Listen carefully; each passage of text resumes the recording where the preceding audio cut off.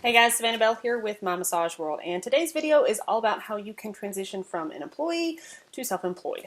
So I know there's a lot of you who are wanting to open your own practice, but the idea of stepping away from the security of that regular paycheck can be daunting, to say the least. Well, this video is just for you because I'm giving you the 3 steps that you need to take to transition away from being an employee to finally being completely independent and owning your own massage practice.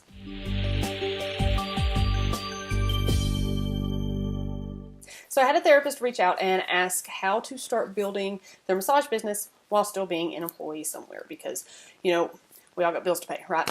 And he's far from the only one. I have heard a lot of therapists talk about their desire to leave the employee life. They have this, this big dream of opening their own massage practice, and that is awesome, and that is what I live for. But along with that dream comes a lot of trepidation. What do I need to do before I quit? Can I build my business on the side first while keeping my full-time job? Should I tell my employer now or later? How long is this going to take before I can leave? How in the world do I juggle it all and get the cojones to finally take the leap?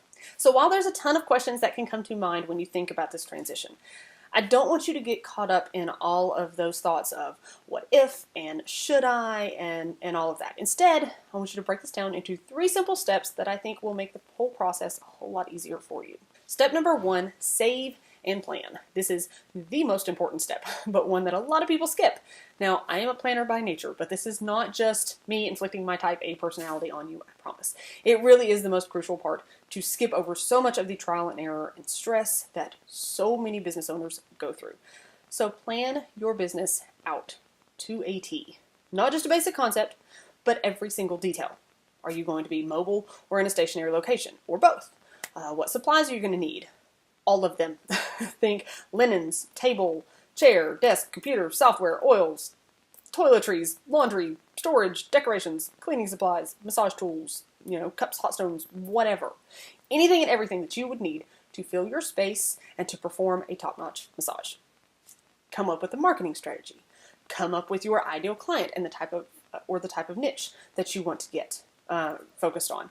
Start researching commercial rental and utility costs in your area. There is a whole lot to planning. It's actually a full class that takes several hours, and we don't have kind of time here, but I want you to sit down with a pen, a piece of paper, and start thinking about all of this. If you're having trouble brainstorming or need some extra push into what to list out, here's a couple of things to get the wheels turning in your head to make sure that you're covering all of your bases. This doesn't have to be some organized list when you start. I want you to just write out every single thing that pops into your head. It is going to look jumbled and random and probably a little chaotic, and that's okay. You have got to just get it all out of your head. You can organize it later. So first, think about where you work now. List out every supply and every piece of equipment that you use throughout your day. Every single thing. Think about the size of the rooms. Think about how they market and what kind of client they're trying to attract. What sort of branding do they have? What sort of booking system do they use? And is that something that you like or that you hate? Consider what that business has and what it's lacking. So here's a key component. If you were handed the keys and complete control over that business, what would you change? How would you design it to fit your dream? Or would you scrap everything and just start over? So this should help get you brainstorming and thinking about what direction you really want your business to go whenever you do get started. Secondly, I want you to think about your dream life. Not your dream business, your dream life.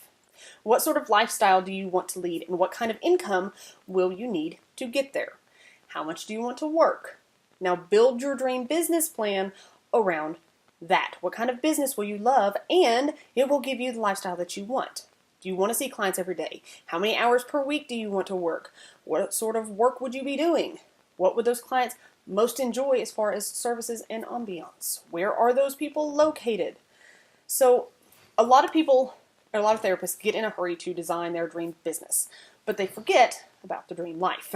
I mean, if I really just focus in on my business goals and hopes and dreams, I would be working to build a massage school to put all others to shame. That would put out the best therapist in the world, at least in my opinion.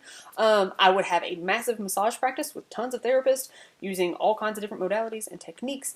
But how does that fit into my life plan? It doesn't, at least not right now. That may be stuff I pursue when my daughter is grown and a lot later, and I have a lot more experience and knowledge to offer. But for now, I don't want to work 80 hours a week, which is what it would take to do that sort of thing, to make those things into a reality. Instead, I have designed my dream business to support my dream life. I want a big piece of wooded land, at least 50 acres, with a creek and hiking trails near a lake, with a massive vegetable garden, and the ability to work from home and homeschool my daughter so that we can enjoy being outside on that property as much as possible. That is my dream life. So I built my business to support that. The worst thing you can do is to design this crazy amazing business and take no consideration into how that's going to affect your life. And then 5 years down the road, you're miserable because you're working way more than you want, or you're not making as much as you want, or you're just overall not happy at the end of the day. So anyway, take the time and think of this stuff. Now, there's so much to this planning, but the very first thing is to get everything out of your head and onto paper. Or if you're the digital type, put it all into your computer or phone or tablet or whatever you want. Give yourself some time to really brainstorm on all this and add to it as needed. This does not need to be rushed. Take your time. Maybe you take 20 or 30 minutes every day for a week or two to just brainstorm. Surf through different massage websites and social media pages to get some ideas and put your head completely in the space of creativity and development of your dream. Now, once you've got all this crazy, list, unorganized craziness onto paper, I want you to start putting it in chunks. So put all your general supplies in a list, your oil, linen, things like that. Have another list that is all the kind of bigger equipment you're going to need, your table, your chair, towel warmers, all that jazz. Then maybe another list that encompasses all your decorations. Another one that is all the minimum requirements for a building that you want, like size of the rooms, the parking setup, signage, stuff like that. Another list may be all about marketing. So all the printed marketing materials you would need. Graphic design work that you're going to need to develop all of that stuff. Social media pages, a website, all that jazz. Yet another that lists out all of your services and your prices, your add-ons, and the experience enhancements that you might have. However you want to do this is fine, but just piece together that crazy brain dump into some cohesive chunks. I like to put all this stuff in a binder so that I can just add to it as needed. I'm all about printing or cutting out photos of stuff that inspires you too and putting those in there. I think it's a great way to kind of visualize what you're working on. Now, once you have all this stuff listed out and pieced together a bit more, start adding a price tag to each item in each list. It is better to shoot high than to underestimate the cost. So if you're going to need all of these things in order to open your doors and start your business, how much is it going to cost up front? Okay, this is the big smack in the face with reality. Then, how much is it going to cost you per month to maintain it? Remember, supplies run out. Those landlords and utility companies kind of want to get paid every month. So come up with your costs. This is the part where most people gasp and realize just what a chunk of money it is going to take. But it is doable. Once you have that price tag on the whole thing, you can start to see where you may wait on a couple things here or there, where you may go a more generic route for a few items instead of the high-end stuff at first. Or if you're set that this is the stuff that you must have for your business, you now have an idea of the financial requirements, and you're then able to figure out a probable timeline. So that moves us to the second part of this step one, save. And really, you need to be doing this from the very first day that you were thinking about owning your own business. Okay, this is the serious part. We can dream and plan all day, but if you don't take the action to save for that dream and plan, it means nothing. It's not going to go anywhere. Your dream will not be reality if you don't have the financial sense to get it there. So save, save, save, save, save, save. I want you to sit down, and if you don't already, work out a budget. Figure out how much you're bringing in as an employee right now, and all of your expenses. You should know where every single cent is going. Then you're able to figure out where you can cut. Can you cut your grocery bill by $50 a month? I personally challenge myself regularly to use up the stuff that has gotten pushed to the back of my freezer or my pantry before I'm able to go to the grocery store. It's led to some very interesting and some surprisingly tasty dishes. So maybe you can cut your cable and switch to a cheap streaming service. I know that saved me and my husband probably, I think it was $100 a month when we made that switch. Can you go without your Starbucks or some other little luxury that may not seem like much but adds up very, very quickly? Where can you make some cuts to start saving or to increase your savings? Then I want you to put a dollar amount on the required savings every week or every month.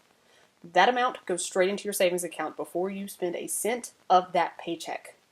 This helps in developing that timeline of when you can open on your own.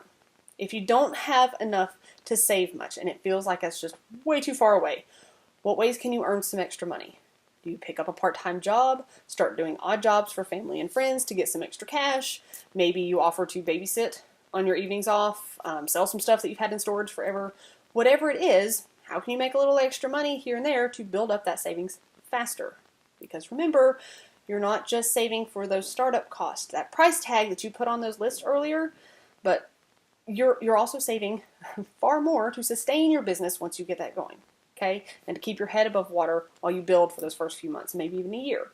For a lot of people, it is worth working your butt off 6 or 7 days a week and cut way back on spending for 6 months or a year to save as much as possible so that you can get into your business faster than just kind of half-assing it for the next 2 or 3 years and maybe not being all that much closer.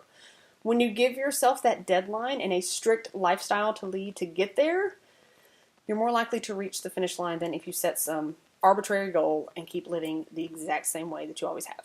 Now, step number 2, start implementing a little at a time. So while you're saving, before you're ready to actually open up, start implementing your game plan. This can mean a few different things as you progress. You can spend, an hour or two every night, and instead of watching TV or scrolling through social media, you start writing out all the copy for your website and your marketing materials. You plan out all the specials that you want to run for the first few months that you're open. You research graphic designers and website companies. You seek out and plan marketing events that you're going to want to attend.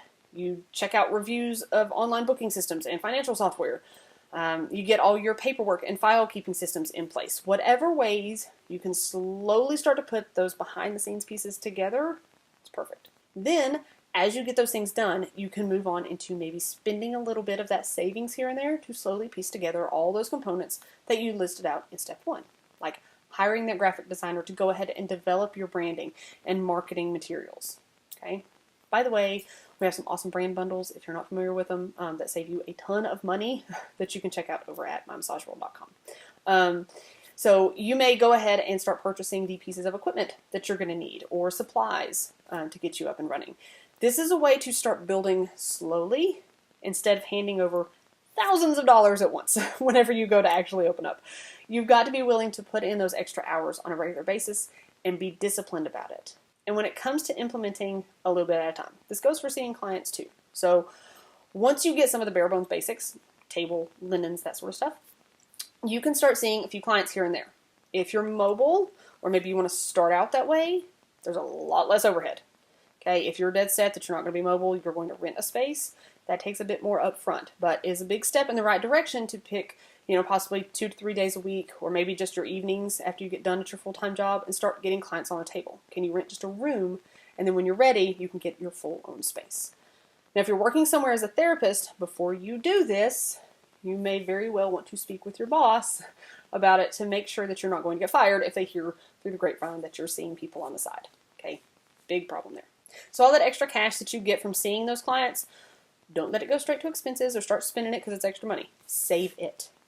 So if you noticed, in step 1 and 2, these take some serious commitment and changes in behavior. You're going to have to work more hours and watch your money very carefully. That is not just something that you suddenly change overnight on a whim. It takes some real dedication, but so does running a business. So it's kind of good training at least. In step 3, take the leap.